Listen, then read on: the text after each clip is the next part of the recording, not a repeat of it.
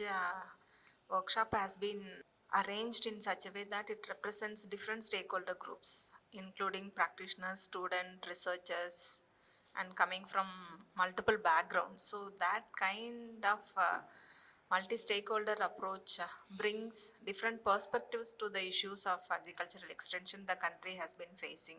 So in that way, the outputs of the particular workshop will support in taking forward the issues to the policy level.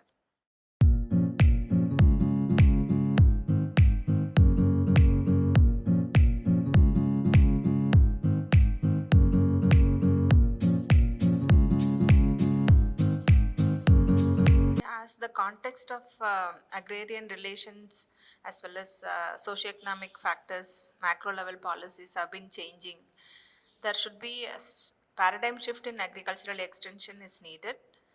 In case of reaching the farmers, the agricultural extension and advisory service should be focus on development. So if we see development as our objective, then things will fall in place in taking forward the initiative from end to end.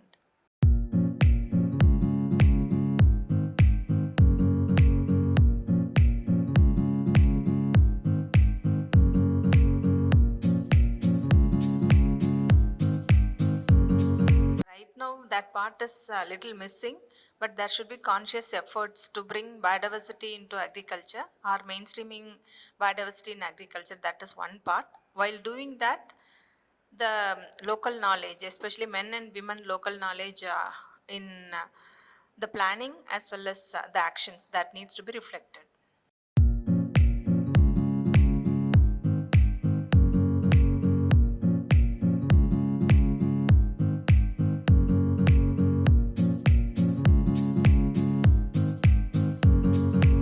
Gender responsive agriculture is a kind of an vision for all of us.